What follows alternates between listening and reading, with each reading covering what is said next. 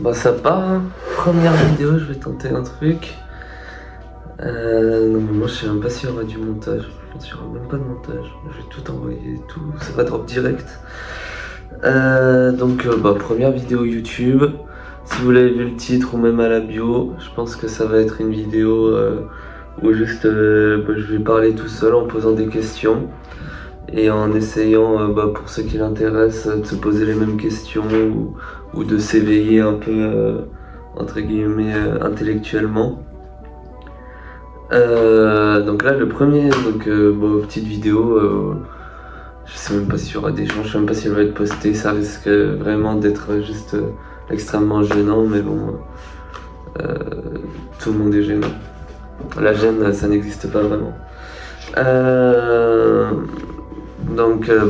La première vidéo, si jamais la vidéo vous intéresse ou que vous souhaitez discuter, mettez un commentaire. De toute façon, je sais même pas s'il y aura des commentaires, donc vous inquiétez pas que s'il y a des commentaires, je vais y répondre. Voilà. Voilà, 1 minute à peu près devant, j'ai pas dit grand chose. J'ai mon petit carnet où j'ai pris des petites notes pour essayer d'avoir une pensée structurée à peu près. Ça risque d'être très freestyle, donc franchement la vidéo, je sais pas combien de temps elle va durer le temps que je parle. Peut-être une petite musique de fond quand même, parce que bon, sinon ça risque d'être vraiment... On va dire que c'est un peu des mémoires, genre je vais poster ça comme ça quand c'est des questions que tout le monde peut se poser, et comme ça le jour où j'aurai envie de voir si ma pensée a évolué, je regarderai ces vidéos. Donc voilà, si ça en intéresse d'autres, je vous invite à regarder cette vidéo, à continuer. Donc la question vraiment très basique. Chaque vidéo traitera de soit une question, soit un livre, soit un film, pourquoi pas, de n'importe quoi. Ou même si vous avez des idées, s'il y a des gens qui regardent cette vidéo, proposez, sauf sinon les idées viendront directement de moi ou de l'actualité. Et peut-être un sujet d'actualité, on peut se le demander. Sommes-nous vraiment libres? Donc c'est marrant, on dirait vraiment une disserte de philo, enfin en mode je commence un cours de je sais pas quoi, alors que bon je prétends n'avoir aucun savoir, mes mots n'ont aucune influence, je suis personne quoi, enfin voilà. Sommes-nous vraiment libres? Donc j'ai un peu argumenté, voilà, si des gens s'intéressent. Je sais pas si vous voyez, vous pouvez screen, je sais même pas s'il y a un focus. Voilà, donc ça c'est mon schéma, voilà. Mais normalement tout le schéma il sera dit dans la vidéo. Vraiment c'est effrayant. Donc bon, sommes-nous vraiment libres? Déjà, qu'est-ce que c'est la liberté? Franchement ça c'est vraiment une question je pense où chacun va donner une réponse différente en fonction déjà de là où il est né, de sa personnalité. Franchement la liberté c'est un concept en fait, on peut pas en fait vraiment être libre ou pas libre. C'est pour moi, je trouve que c'est vraiment un concept. Mais on va quand même se baser sur quelque chose sur une base. Donc j'ai pris la définition de Larousse, les dictionnaires. Donc honnêtement, j'ai pas regardé l'année. Je pense que ça doit pas changer grandement entre chaque année. Donc là, je vais la lire parce que je la connais pas par cœur. C'est un droit reconnu par la loi dans certains domaines. Donc bon, certains domaines, donc ça touche pas à tout. État avec un petit e, de ce qui n'est pas soumis au pouvoir politique, qui ne fait pas l'objet de pression. Bon, honnêtement c'est une définition qui est super vague. Ça peut tout et rien dire, enfin franchement c'est comme si on donne... en fait pour moi c'est un concept. La liberté ça va être défini par chacun. La liberté, je sais pas, dans un pays X, elle va pas avoir la même vision que dans un pays Y. En Corée du Nord, ils voient pas la même liberté qu'aux États-Unis, ni même en France, ni même en Allemagne, ni même nulle part. Personne n'a la même notion de liberté. Elle s'arrête. La liberté, c'est vrai que voilà. Donc bon, j'ai mon plan, mais quand je pense, il y aura peut-être des pensées qui viendront comme ça. La liberté s'arrête là où... Quelle est la phrase? La liberté s'arrête... Il y a aussi des gros flops à un moment donné. Mais bon. La liberté s'arrête là où on commence à outrager autrui. C'est un truc comme ça. C'est pas, les mots sont pas aussi développés. Ça, je sais plus comment on dit. Mais voilà. Donc bon, moi je pars d'un principe que la liberté c'est un concept. À voir si ça peut être débattu. Hein. Pour moi, il n'y a pas vraiment de vraie liberté. La liberté, c'est sociétal en fait. Donc, est-ce qu'un animal qui est dans la nature, il se rend compte de sa liberté? Je pense pas. Ou alors il s'en rend compte peut-être quand il est mis en cage. Et encore, est-ce qu'un animal s'en rendrait compte? Est-ce que la liberté a été inventée par la société? Bon, j'ai pris aussi une autre citation que j'aimais bien. C'était celle de Victor Hugo, qui dit la liberté commence où l'ignorance finit. Donc la liberté, il y a quand même là dans cette phrase-là, donc l'ignorance, donc il y a une notion de savoir. C'est-à-dire que si on est limité, on ne peut pas accéder pleinement à la liberté, et donc la liberté finalement tout le monde ne peut pas l'avoir en fait. C'est un peu ça qu'il dit, l'ignorant il est pas libre, il est aliéné en fait, il est bloqué dans un peu un Candide quoi, Candide de Voltaire, où vraiment le mec il est trop con quoi, enfin avec tout le respect, il est trop con et du coup ça l'empêche de réfléchir et d'être vraiment libre. C'est pain content quoi, enfin on lui donne... je peux dire vraiment à des moments des bêtises, il n'y aura pas de montage, il n'y aura rien du tout, il y aura peut-être une musique de fond, je crois que je l'ai déjà dit. Donc je peux vraiment dire des bêtises, si je dis des grosses bêtises, j'essaierai soit de me rattraper en commentaire, soit n'hésitez pas à me le faire remarquer, et à ce moment-là on peut en discuter. Parce que c'est aussi une réflexion qui est interne. En fait, je fais ça juste pour voir jusqu'où la réflexion peut aller quoi. Même mes notes là en soi, bon, je les utilise. Je sais même pas si je regarde la caméra. Je sais même pas si je regarde la caméra tout le temps. Même mes notes, je les utilise, mais bon, voilà. Donc ouais, l'ignorant il est pas libre. Donc en fait, il y a une forme de savoir. En fait, ça va, je trouve, avec la créativité. C'est-à-dire ce savoir-là, c'est vraiment pleinement humain. Est-ce que les animaux ont un savoir qui leur permet de ne pas être libres? Je trouve que c'est l'ignorance, là où l'ignorance finit. Moi je pense là directement à cette idée un peu politique de l'extrême droite qui vante l'individualisme et les libertés individuelles. Mais quand on regarde ça, enfin quand on regarde la majorité des votants qui votent pour l'extrême droite, sans jugement de valeur ou autre, de toute façon je suis hors des jugements, ça reste néanmoins beaucoup de personnes qui n'ont pas fait d'études, ça ne veut pas dire que ce sont des personnes qui sont entre guillemets bêtes, c'est juste des personnes qui n'ont pas d'éducation, enfin qui n'ont pas d'éducation au sens littéraire entre guillemets, parce que ils n'ont pas fait d'études, enfin j'espère ne pas dire une dinguerie, mais voilà. Ça veut pas dire qu'ils sont pas polis, hein, par exemple, voilà, c'est juste en termes d'une éducation littéraire. Donc, eux qui vendent tant cette liberté, est-ce qu'en fait ils seraient pas aliénés par ce concept un peu qu'on peut mettre à tout bout de champ en fait? On peut tout dire sous la forme de la liberté elle n'a même plus de sens en fait. Et on s'en rend compte aussi, là j'y pense en fait avec le livre 1984, en fait on se rend compte que la liberté c'est un mot, mais en fait c'est un mot où on peut pas poser vraiment... par exemple une pomme, là, je réfléchis à ça, une pomme, on peut le poser, là je sais pas, là j'ai ma boîte d'écouteurs, là c'est une boîte d'écouteurs, je vais pas appeler ça un cheval genre. Alors que la liberté, c'est un concept, ouais c'est un concept en fait, ouais. J'étais pas sûr quand j'écrivais ça si la liberté c'était vraiment un concept, pour moi c'est réellement un concept maintenant. Mais en même temps aussi, on peut dire que la liberté c'est un peu, l'homme il se bat sans cesse pour ça. Honnêtement, quand on regarde l'histoire, on parle de liberté, je suis obligé de parler d'esclavage, enfin avec tout le respect. L'esclavage qui existe encore aujourd'hui, que d'esclavage, de colonisation. On se demande est-ce que la liberté, on dit souvent la liberté ça n'a pas de prix. C'est vrai qu'on dit souvent cette phrase, la liberté ça n'a pas de prix, mais est-ce qu'en fait ça en aurait pas un en fait? Parce que les esclaves ils étaient vendus à un certain prix.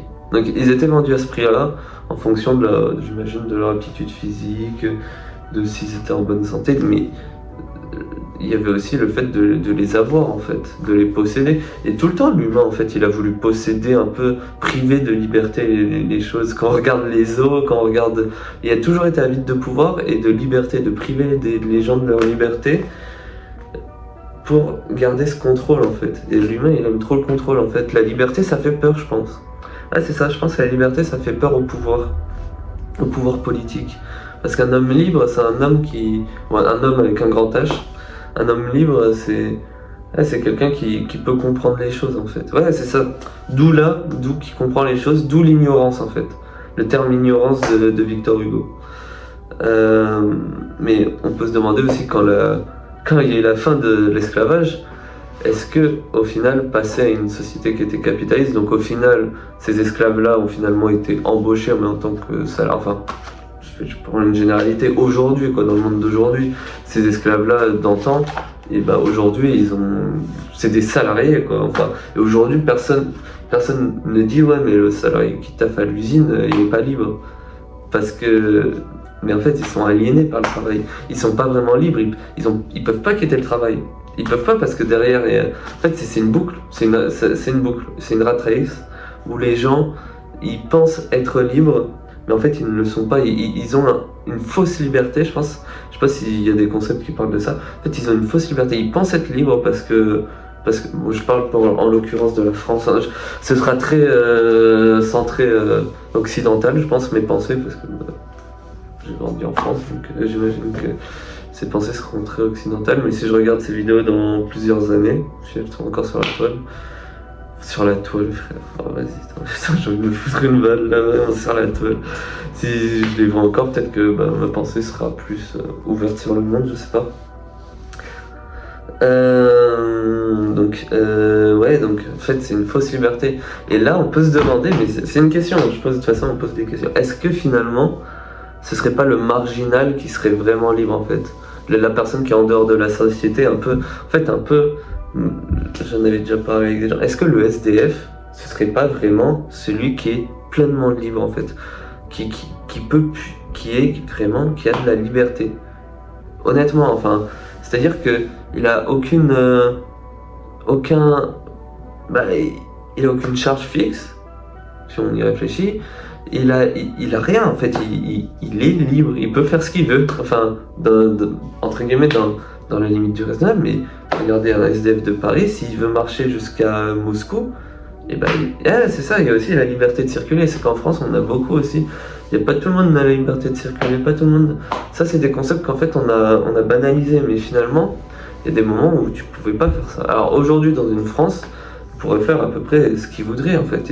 Il serait pas aliéné par un travail où il devrait aller parce que il doit combler les fins de mois pour ses enfants ou parce que il doit rester dans ce cadre social, etc.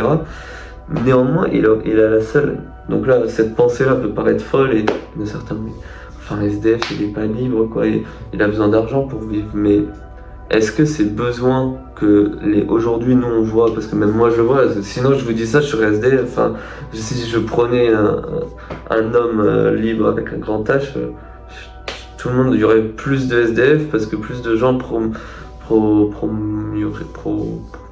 feraient la promotion de cette liberté en fait. Mais c'est vrai que quand même, quand on y réfléchit, en fait l'humain, il est pas libre en fait. Il est obligé par exemple de boire, de s'alimenter, il est obligé de dormir.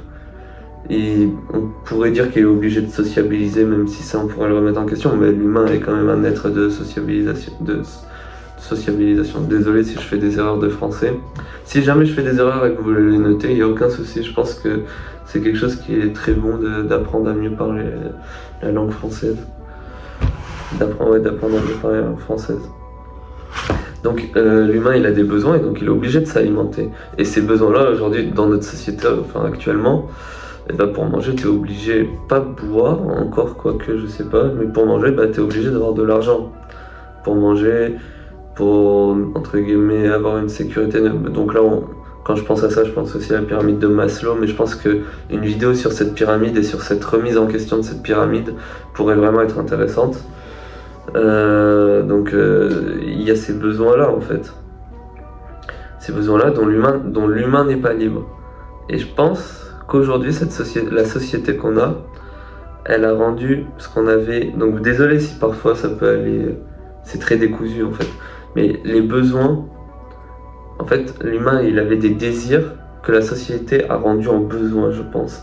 Et aujourd'hui, on pense avoir beaucoup plus de besoins mais qui sont en réalité des désirs en fait. Et donc on va dire, si je suis obligé d'avoir de l'argent pour pour avoir un appartement, pour avoir une maison. J'ai envie de dire, t'es pas obligé d'habiter dans un appartement, c'est un désir de vouloir habiter dans un appartement, dans une maison. Alors c'est sûr que c'est agréable, hein, sinon tout le monde dormirait dans la rue, enfin j'en sais rien, mais c'est sûr que c'est agréable, mais oui, j'en ai besoin j'ai besoin de manger dans une assiette, par exemple, je sais pas, je dis des choses qui peuvent paraître bêtes limite des choses bêtes, mais si on remet en question, est-ce que manger dans une assiette c'est vraiment obligatoire? Enfin, toutes ces choses-là, je pense que toutes ces choses-là, ça peut être intéressant de remettre en question de vraiment quels sont nos besoins et nos désirs en fait. Et la société a créé beaucoup de besoins qui en réalité ne sont que des désirs. Et je pense qu'une poignée de personnes s'en rendent compte. Quand on voit, là, c'est dans l'actualité, hein, le BHV, enfin le magasin Shein à BHV, mais encore toujours, il n'y a aucun jugement de valeur, et puis de toute façon, mon jugement de valeur est placé sur ma pensée, mais ma pensée n'est pas forcément la bonne, je dis pas la vérité, quoi. Donc ma pensée peut vraiment être remise en question, mais quand on voit les gens qui consomment au BHV et qui disent oui mais vous comprenez, j'ai besoin de mes 100 € de vêtements nouveaux chaque mois. Il y a une meuf, elle a dit ça, j'ai besoin de mes 100 € de vêtements chaque mois pour rester à la mode. Mais rester à la mode, c'est un désir, c'est pas un besoin. Elle te le vendait comme si c'était un besoin, alors que, avec tout le respect, elle touchait le SMIC en fait. Enfin, toucher le SMIC n'est absolument pas une honte, mais je veux dire, faut être rationnel dans ses besoins, quoi. Et là, ces besoins-là, c'était clairement pas rationnel. Il y avait une très bonne vidéo de Léo Duff sur Shein, et qu'en fait, Shein, c'était une activité politique. Mais, allez, vous tapez Léo Duff, avec 2 F, DU2F. De toute façon, si vous êtes sur cette vidéo, c'est que vous devez connaître, je pense. Enfin, je pense, il n'y a aucun mépris, hein. Il n'y a aucun mépris dans ce que je disais. Mais Léo Duff Shein. Tu vois, déjà 17 minutes. S'il y a des gens qui sont encore là jusqu'à 17 minutes, parce qu'au final, il n'y aura même pas de réponse à qu'est-ce que la vie, sommes-nous vraiment libres? Mais, donc on a nos besoins. En fait, si on a nos besoins. Qu'est-ce que j'avais noté? Parce que là, j'ai plus trop suivi. On pense être libre. Mais j'avais noté que ça. Ah non, j'avais noté que ça, voilà. Est-ce que... Je vous montre la petite page. Je sais pas si on voit bien. L'argent fait le bonheur. Ah, c'est ça. En fait, quand on parlait de liberté, on parlait aussi d'argent. Parce qu'aujourd'hui, tout se monnaie. On travaille pour de l'argent. Sauf si on a un travail passion. Mais le terme travail provient de... Alors, si je dis pas de bêtises, hein, du latin ou du... Enfin... Le mot travail n'a pas une étymologie très, très glorieuse, hein, si je dis pas de bêtises. Moi, si jamais vous la connaissez, mais je sais que c'est relié à quelque chose on te force. Le mot travail était forcé de base, sinon c'est une passion, en fait, c'est pas un travail. Mais tu n'as pas d'argent. On peut avoir un travail passion, mais je pense qu'au bout d'un moment, ce travail passion, il devient... je sais pas. Ouais, c'est ça, c'est intéressant. Il y a des gens qui te diront, ouais, mon travail, c'est ma passion. Mais est-ce que ça devient pas une habitude? Je suis sûr qu'il y a des gens où, même après 40 ans, ils sont toujours là à adorer ce qu'ils font. Mais je pense que quand tu aimes quelque chose, un métier en particulier, t'évolues dans ce métier. Et donc tu fais vraiment pas la même chose de ce que tu faisais au tout début. Et elle est là aussi la passion, c'est que quand tu es vraiment passionné, tu vois des choses que les autres qui ne voient pas, parce que du coup ils sont dans cette aliénation et ils sont vraiment bloqués. Mais est-ce que l'argent fait le bonheur? Et au final, est-ce que c'est la liberté le bonheur du coup en fait? Parce que si on n'a pas d'argent, on va dire qu'on n'a pas de liberté. Donc est-ce qu'il y aurait un lien entre la liberté et le fait d'être heureux? Surtout qu'on sait que le bonheur c'est une quête de l'homme, enfin de l'homme avec un grand H au fil des siècles en fait. Tout le monde cherche à être heureux. Tout le monde cherche à détenir à la clé du bonheur. Parce qu'en fait, dans la vie, tout le monde connaîtra le bonheur, je pense, à un moment donné, mais pour connaître le bonheur, il faut connaître le malheur. T'es obligé. Si tu connais que le bonheur dans la vie, tu ne sais même pas que c'est le bonheur au final. Parce que tu n'auras pas connu le malheur. Mais le bonheur, en plus, c'est quelque chose qui se cultive, en fait. Tu peux pas rester les bras croisés quand tu es heureux et penser que tu seras encore heureux dans X temps, quoi. Alors que, par exemple, si tu as 1 million d'euros, dans X temps, tu auras toujours 1 million d'euros. Par contre, ce million d'euros, bah, peut-être qu'avec l'inflation, enfin tous les procédés économiques, il vaudra peut-être plus ce 1 million en termes de pouvoir d'achat, etc. Mais tu auras toujours, entre guillemets, c'est ça la différence entre le matériel et l'immatériel en fait, c'est ça, ouais. Le bonheur, tout ce qui est immatériel, donc comme la liberté au final c'est immatériel. Ouais, en fait c'est des concepts immatériels, donc ils sont obligés de se cultiver en fait avec le savoir, enfin avec tout ça en fait, tout est obligé de le cultiver, tu peux pas rester les bras croisés en fait. Et je pense qu'aujourd'hui les gens dans la société française, en tout cas je sais pas, ils veulent trop les choses, les bras croisés.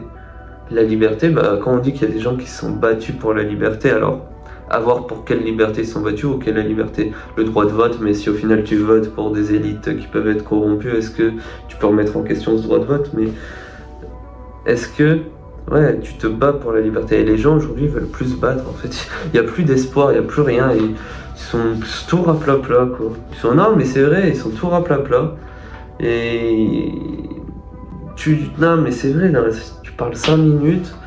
Tu dirais que ça souffle. En fait, t'es sur TikTok, t'es là, tu slides. Je suis le premier, hein, qu'on me jette la première pierre à slide. Hein. J'essaie de me forcer d'arrêter. Mais aujourd'hui, on est vraiment dans la culture de ouais, on n'aime pas, on zappe, on n'aime pas, on zappe, on n'aime pas, on zappe.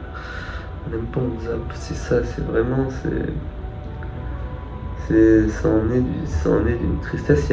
Aujourd'hui, tu dis que tu lis un livre, t'es directement un littéraire. Enfin voilà, surtout que quand tu penses à ça, à l'époque, les mecs en Grèce antique, ils étaient mathématiciens, ils étaient philosophes, ils étaient chimistes, enfin j'en sais rien, ils étaient boulangers peut-être aussi. Enfin ils faisaient tellement de choses, aujourd'hui on en est cantonné à un métier, un truc. Si tu fais autre chose, t'es forcément spécialiste dans ce domaine, tu peux pas juste t'élever un peu. Et puis ceux qui s'élèvent, et ben après ils comprennent qu'en fait c'est un peu une boucle en fait. Parce que quand tu t'élèves, tu veux que les autres s'élèvent, mais tu le sais que dans le fond, tu peux pas forcer ces gens-là à s'élever. Tu peux les aider, mais il faut qu'il y ait un déclic mental, il faut qu'il y ait un truc, sinon ça marchera pas. Et tu le sais en plus. Quand t'es élevé, je pense que tu sais que t'as besoin de ce déclic sans paraître arrogant ou paraître truc, hein. Oui, je pense qu'il y a aussi l'éducation qui joue beaucoup sur ça. Mais voilà. Aussi, bon, bah, sans parler, j'en ai même pas parlé, mais c'est vrai que le libre arbitre, en fait, au final, ouais, est-ce qu'on est vraiment libre? Est-ce que tu vas dire à une meuf qui touche le SMIC ou qui est de la classe moyenne, bah, arrête de travailler, t'es libre. Puis même peut-être qu'elle a pas envie, mais des fois, je pense que aussi les pouvoirs, ils donnent un peu de liberté pour dire, ouais, tiens, prends je sais pas, cette infime partie pour un peu un choc de dopamine quoi. Enfin on te donne un petit bonbon, hop, quand on a marre de ce bonbon, on t'en donne un autre, mais toujours une petite dose quoi. Toujours une petite dose pour te satisfaire. Et ça c'est sûr ça. Et en fait l'homme ça lui convient. Parce qu'en fait aussi quand t'es libre, il y a la peur aussi en fait. C'est qui manque peur à la liberté, on pourrait mettre un lien peut-être avec l'entrepreneuriat, peut-être. En fait, on est notre propre patron, et on est notre propre patron, pardon. Mais ça fait peur en fait. Et l'humain, il aime pas avoir peur en fait. Il aime pas avoir peur. Donc en fait, est-ce que la liberté, ça ne ferait pas peur? C'est ça, est-ce que la vraie liberté, ça ne ferait pas peur? Je pense que peut-être un petit peu en fait. Ça, ce serait à réfléchir, mais ouais, la vraie liberté fait peur. Parce qu'on est là. Si on nous donne une liberté sans cadre, sans rien du tout, on va être là, bon, on va se regarder quoi, on va pas savoir quoi faire. Est-ce que l'anarchie c'est un concept où il y aurait aucune loi sauf que la loi qui est aucune loi, enfin voilà. C'est peut-être j'ai une mauvaise définition de l'anarchie, mais c'est à peu près ça. Et est-ce que ouais, en fait l'humain il a besoin d'un cadre en fait. Et donc ce cadre-là, ça peut être la société, ça peut être la religion, mais un humain qui est totalement libre, et ben il va avoir peur en fait. Il va avoir peur de la vie, je pense. Alors c'est ça aussi la beauté avec l'humain, c'est que c'est pas tous. Il y a tout le temps un 1%, il y a tout le temps un truc comme tout le temps des exceptions. C'est ça aussi la beauté avec la nature, c'est que tu as tout le temps des exceptions. Mais je parle dans une majorité des cas où l'humain, ouais, la liberté ça fait peur en fait. Je pense que c'est ça. La liberté ça fait peur et donc certains sont prêts à diminuer cette liberté pour avoir des bases plus solides, une sécurité en fait. Et donc là, on pourra en revenir à la pyramide de Maslow, parce que la sécurité, je crois que c'est le deuxième. Donc tu as les besoins physiologiques, ouais, après tu as juste la sécurité, je crois. Donc c'est sûr. Mais voilà. Donc argent, plan et plafond, les classes moyennes. Ouais, quand on se rend compte, en fait, il y a tellement de classes moyennes qui pensent être libres. Et en fait, elles sont toutes aliénées. Mais je regardais dans votre rue, hein. Si vous, par exemple, vous êtes dans une maison, qu'est-ce qui vous différencie de la maison d'en face? À part peut-être la couleur de la maison, honnêtement.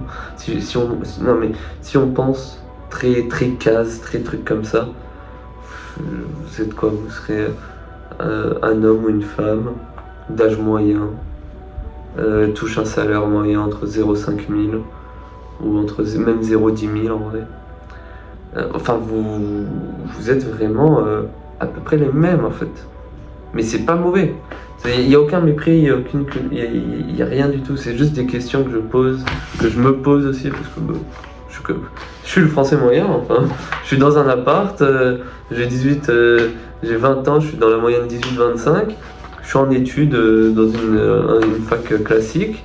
Enfin là, ma vie, s'il n'y a aucun éveil, elle sera tracée comme ça. Enfin, voilà. Et quand on dit que ma vie, elle sera tracée comme ça, c'est pas dire que je connais pas le destin, mais on peut se demander s'il y a vraiment un libre arbitre en fait. Il y a le plafond de verre, il y a les côtés où tu peux pas aller, il y a le chemin où c'est interdit, mais tu peux pas y aller. Peut-être que j'ai cette vie que je peux m'imaginer, et puis je sais pas, je vais finir toxico, ou alors je vais finir SDF, ou alors t'en sais rien, ça tu peux pas le savoir. Mais néanmoins, tu peux te dire que bon, la voie, elle est tracée entre guillemets, évidemment. Donc, mais voilà, mais pour la liberté, j'ai à peu près dit tout ce que je voulais dire. Je pense que c'est un concept, donc c'est un concept qui peut être remis en question en fait, qui peut vraiment être remis en question, parce que là, moi, si je peux en parler, c'est est-ce qu'en soi que je suis libre? Ça, avec les concepts et aussi avec la philosophie de manière générale, c'est que c'est très compliqué d'y répondre, de poser des mots des fois sur des idées. Je pense que peut-être une deuxième vidéo serait... Là, je vois qu'elle dure déjà 27 minutes sur mon téléphone. Je pense que c'est un bon temps, parce que déjà il y a des gens qui mettaient la vidéo peut-être en 1,5 hein, honnêtement. Je pense que c'est un concept qui mériterait d'autres vidéos, qui peut être relié par exemple avec la pyramide de Maslow. Je pense que s'il y a sur la religion et comment la religion a cadré nos sociétés aujourd'hui, ça pourrait être intéressant et poserait la question de la liberté également. D'autres romans, quand je parlais d'aliénation au travail, je pense que Marx serait le bon exemple. Et je pense qu'il y a pas mal de choses, mais pas mal de concepts, et puis même dans la sociologie aujourd'hui, voir que ceux qui vantent la liberté sont en fait ceux qui en ont le moins. On a l'impression quand on revient avec le fait que c'est les ignorants qui ont plutôt voté pour l'extrême droite qui prône une fausse liberté en fait. Mais on peut se demander ça quand même. Ça, savoir que j'essaye de prendre aucun courant politique ou quoi, mais même l'extrême gauche en fait. L'extrême gauche qui va prôner un peu, si on pense, qui va penser communauté avant individualisme, ça peut être respectable, mais ça peut aussi être critiqué quoi. Enfin l'humain il y a quand même la notion d'individualisme, je pense qu'il serait pas mal aussi à évoquer. Qui serait vraiment pas mal à évoquer. Donc là la liberté, j'ai à peu près traité de tout. Enfin de tout ce que j'avais noté. Donc demandez-vous, est-ce que vous êtes vraiment libre de faire, ou est-ce que les jours s'enchaînent sans que vous puissiez vraiment faire quelque chose? C'est vraiment intéressant. Et si vous êtes... Après voilà, tout ce qui est critique n'est pas forcément mauvais, c'est-à-dire que quand entre guillemets, je fais la critique, qu'elle soit positive ou négative, d'une personne qui serait aliénée, ça veut pas dire que je me place supérieur à cette personne qui est aliénée. En fait, on a tous les deux un statut, mais ce statut est différent. Donc, il n'y a pas un supérieur, il n'y a pas un inférieur, mais la tendance va être à ce que la personne aliénée ne va pas forcément se rendre compte de ça et de cette différence. En fait, c'est ça, ouais. Pas forcément se rendre compte de cette différence, de ce concept. Ou alors, des fois, il y a aussi le concept de il s'en rend compte, mais c'est fichu, quoi. Enfin, il se dit, bah, c'est fichu, il n'y a plus d'espoir. L'espoir aussi, c'est très important. Je pense qu'une vidéo sur l'espoir, ça pourrait vraiment être. Parce que là, on est dans une société qui perd de l'espoir, je pense, petit à petit, qui n'a de moins en moins d'espoir en l'être humain et en soi. Bon, là, voilà. Première vidéo finie, je pense. 30 minutes où j'ai parlé. J'ai peut-être dit des bêtises, peut-être que j'ai fait trop superficiel, je suis peut-être pas rentré assez dans le fond. Je vous invite à vraiment, n'hésitez pas à poser un commentaire constructif, qu'il soit positif ou négatif, franchement, dans tous les cas, entre guillemets, hein, même si vous dites que bah, c'est gaze, ça me dérange pas, quoi. Enfin, parce que dans tous les cas, je le poste pour moi, donc... Enfin voilà, mais si c'est gaze, dites-moi, et que vous voulez me dire pourquoi, ce serait quand même mieux. Dans tous les cas, moi je continuerai de poster parce que bah, quand j'aurai le temps, parce que ça fera une mémoire quand je voudrais revenir à un sujet, à un débat. À ma pensée aussi qui évoluera, peut-être vous verrez une évolution de ma pensée. C'est très égocentrique hein, ce que je dis, hein. C'est très centré sur moi, forcément, c'est très, très particulier de dire ça je trouve. Mais la pensée c'est aussi quand même aussi le but de cette chaîne je crois. Dans la bio j'ai mis éveiller les esprits. Je dis pas que j'ai un esprit éveillé, pas du tout. J'espère juste que des gens pourront m'apporter cet éveil ou que moi je puisse apporter l'éveil, enfin un éveil aux autres personnes. Si déjà il y a 10 vues, 10 humains qui regardent cette vidéo, dont 3 qui la regardent jusqu'au bout en ayant tout regardé, bah, ce sera déjà pas mal honnêtement. J'aurais réussi. Enfin réussi. J'ai aucune mission. Je ne suis pas investi d'une grande mission. Si jamais vous voulez discuter mais que vous voulez pas mettre un commentaire mais discuter plus profondément entre guillemets de ce sujet là, je crois qu'il y a mon Insta. Donc je suis en privé mais je crois que vous pouvez envoyer le premier message, truc comme ça. Donc ça c'est vraiment de toute façon je vais répondre parce que ça m'intéresse vraiment de discuter de ces sujets là. Donc si vous voulez même au lieu de m'envoyer en commentaire, si vous voulez envoyer en DM ou quoi, bah y a aucun souci. Sur ce, bah, moi je vous dis peut-être à une prochaine vidéo, peut-être que ce sera une capsule du net et que on n'en sait rien, on connaît pas le futur. Et puis bah la prochaine vidéo elle ne sera je sais pas quand. Dites-moi juste si des gens pour regarder jusqu'au bout, est-ce que c'est vraiment long à regarder. Je vais mettre une petite musique de fond je pense et sinon je vais laisser toute ma pensée. Enfin tout ce que j'ai dit depuis le début. Mais je pense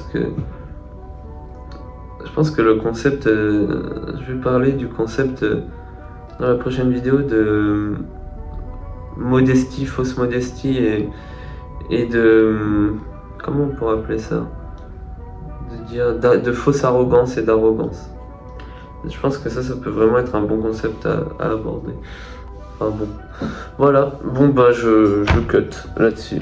Je vous souhaite une très bonne journée honnêtement, j'espère que votre journée et déjà si votre journée se passe bien, alors là déjà, ce sera bien. Avant de penser à une belle vie, pensez à une belle journée. Réelle. Donc c'est gênant.